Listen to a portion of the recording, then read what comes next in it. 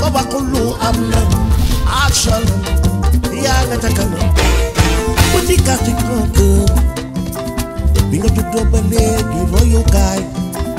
fa nga ne woon ba léegi jugu fa HLM jaaral na ma lu nekk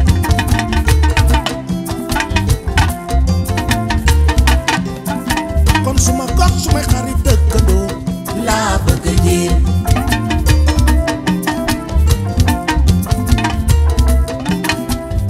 kon fi ma juddoo maa ngi fa laa bëgg a delloo njukkal ñoom yaay mag am di jàmm yéena moom lii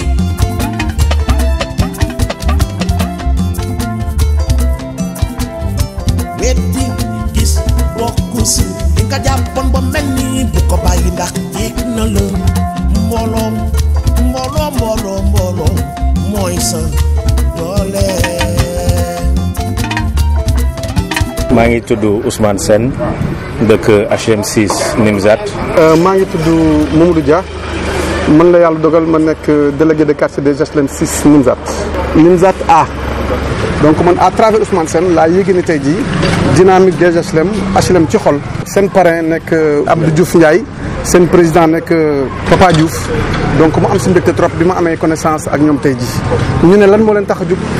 muy pour HLM baax HLM rafet. tey jii ñi jug taxaw dëkkuñu fi am engagement boobu ñëw ni bu ñu fekkee ñi fekk dinañ defar HLM bu ñu fekkul ñi fekk dinañ defar HLM kon loolu ci ñoom la seen engagement la moom loolu lañ leen di fayee loolu lañ leen di ñaanale ñaan yàlla na suñu boom yokk seen kattan. Nico man la Jaraaf Ndaw je suis membre du Haut Conseil des collectivités territoriales nekk fii HLM et sur le plan politique aussi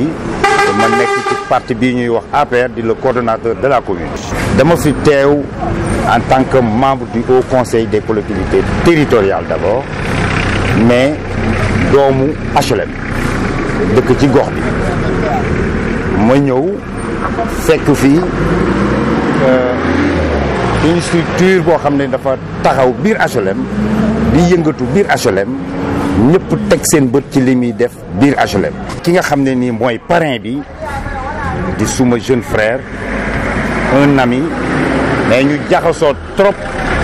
politique tax ñu xamante mais ñu dem ba au-delà la politique maintenant suñ famille xamante mais le président di Papa Diouf aussi di suma xarit mais sur le plan politique aussi muy un membre fondateur de l'APR bi ñuy samp APR fii au niveau des HLM Papa en faisait partie. Voilà, effectivement depuis 4 à 5 mois ñu ngi sur le terrain di nettoyer di sensibiliser pour que sénégalais yi HLM mooy particulièrement ñu xam ne la prise en charge du cadre de vie c'est un combat individuel c'est un combat citoyen foofu nag dañuy sant di gërëm le délégué Modja mi nga xamante ne yàqu fa dara depuis le matin mi ngi ànd ak ñun bi ñuy ñëw fekk ko nañ ko fekk mu sol jàllaabeem ak kurusam mais bi ñu accès rek dafa daw daal di sol tubéyam daal di sol chemise am génn ànd ak ñun ci liggéey bi. mais tey sunu ñëwu tey bi man dafa ma neex lool parce que dañ fi accueillir koo xamante ne sama mag la sama grand frère la yàgg nañu ànd man ak moom depuis plus de 10 ans aujourd'hui muy honorable au conseil Jaraaf Ndaw li nga xamante ne mën naa wax ne ci wàllu politique lépp li nga xamante ne jàng naa ko fii ci commune bi maa ngi moom a ci ànd maa ngi moom a ko defal ndor ci pekkaaram daanaka foofu laa ko jàngee. ñoom yaay mag am di jàmm yéena moom lii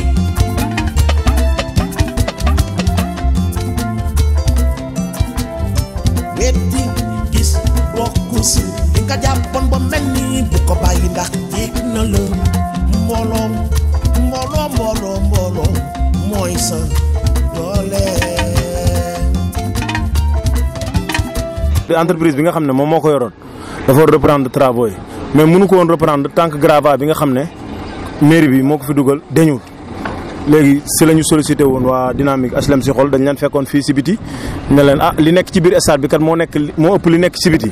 parrain bi Abdou Diouf Ndiaye ak équipe am yëpp ñëw dugg fi constaté li nga xam ne moom moo fi am après par la suite si lañ commencé travaux yi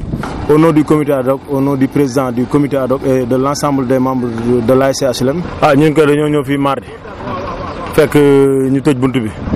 ñu ne ñu laajte kan moo ko tëj ñu ne ñu Thierno Ndoye agent voirie mairie bi moo tëj bunt bi après lañ ko woo téléphone jotuñu ko mais par la suite l'adjoint du maire recevoir nañu ñu waxtaan ak ñoom par rapport ak tëjum bunt bi kenn ordonné wu ko woon pour mu tëj bunt bi après si lañ lijjanti situation boobu noonu. waaw boo gisee nag ñun mu dem ba une semaine parce que au bout de 3 jours waa UCG ma leen di vraiment ma leen di massawu tamit ci coono boobu déplacé woon nañu ñëw fi andi fi ndaraan ak ay camion pour jël ak gravats ak suuf bi ñu ñëw heurté wu vraiment avec la fermeture du portail ñu ñëw fekk ñu tëj la porte du stade bu ñu ñëwee nag ñu ne leen kan moo ko tëj il s'est trouvé que c'est la municipalité moo joxe ordre pour que ki fi nekk mu daal di tëj liggéey yi pour que ñoom ñu bañ a am accès fii liggéey bi loolu nag vraiment ñu di ko ñaawlu di wax ne HLM ñoo ko bokk kenn mënu ko xar ñaar li waay def pour intérêt population bi dañ ko war a bàyyi ñu bañ di ko gàllankoor noonu la ñuy defee fépp foo xamante ne diw bëgg na fa defar rek dina am équipe boo xamante ne tey ñoo fi nekk dinañ jóg pour jëm ñu gàllankoor ñun nag pour intérêt wu HLM kenn mënuñu gàllankoor pour intérêt wu population wu HLM kenn mënuñu arrêter kenn mënuñu ébranler on va continuer à servir la population. bi nga juddoo ba léegi royukaay fa nga ne woon ba léegi jugu fa HLM jaaral na ma lu nekk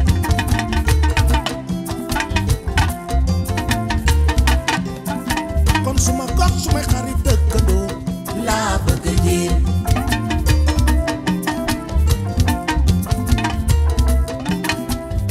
kon fi ma juddoo maa ngi fa laa bëgg a delloo njukkal ñoom yaay mag am di jàmm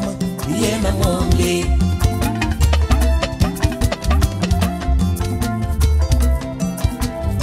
weddi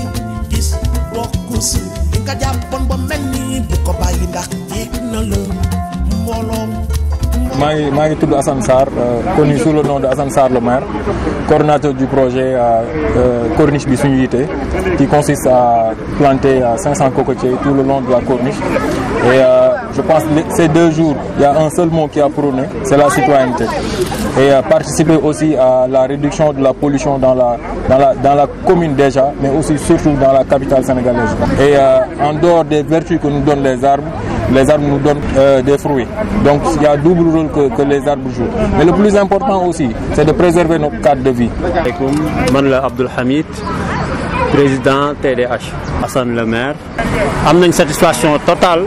ci liggéey bi nga xamanteni dénkoon nañ ko wax dëgg yàlla dem na dox na ci garab yeeg yëpp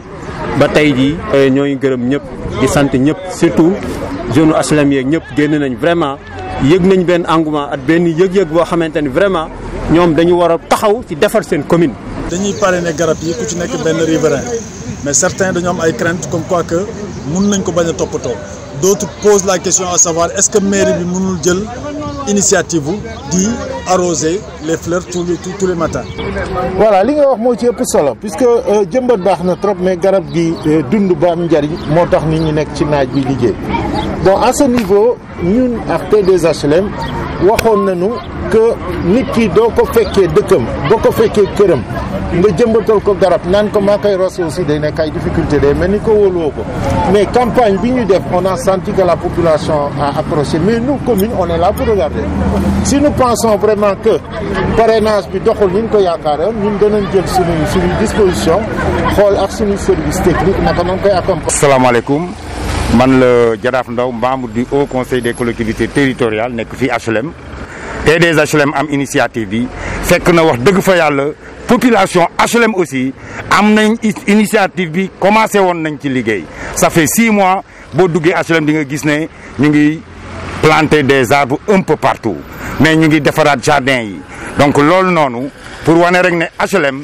ñu ngi ci en diapason ak li nga xamante ni mooy idée wu président Macky Sall li nga xam ne mooy politique gu président Macky Sall. Nafissatou Wade, présidente de la commission environnement au niveau de la commune des HLM. Nous faisons un appel au-delà de toutes ces personnes à venir nous aider pour ce que nous avons comme politique, c'est-à-dire une politique propre et verte et faire des HLM number one dans le domaine de l'environnement. Je m'appelle Abdourahmane Diaw, je suis le président du mouvement ADN, Alliance pour le développement national, qui est ici aux HLM. Alors, j'ai été invité par P2HLM, en l'occurrence mon frère Assane Sarr, qui a une très bonne initiative. Loo xamante ni en fait c'est mondialement dëkk boo dem aujourd'hui lii la ñuy def saxal ay garab et mu décidé pour saxal ay garab ci longueur corniche bi yëpp. Alors pour moi, ça c'est une initiative qui ça va rester dans les annales des HLM. Bonjour, je suis Matar Magasouba, président coordonnateur PASTEF pour HLM. Donc en fait, je m'ai invité à l'initiative Set Setal et puis Dafar Garab de Terre de Dakar. Donc moi ça a vraiment lolo parce qu'en fait je suis tout d'abord citoyen des HLM.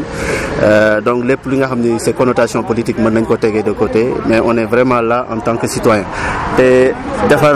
Jëmbat Garab dafa baax parce que pollution bi am ci Sénégal actuellement. Donc boo tegul ay garab yoo xam ne dina ko mën a wàññi donc du mën a sotti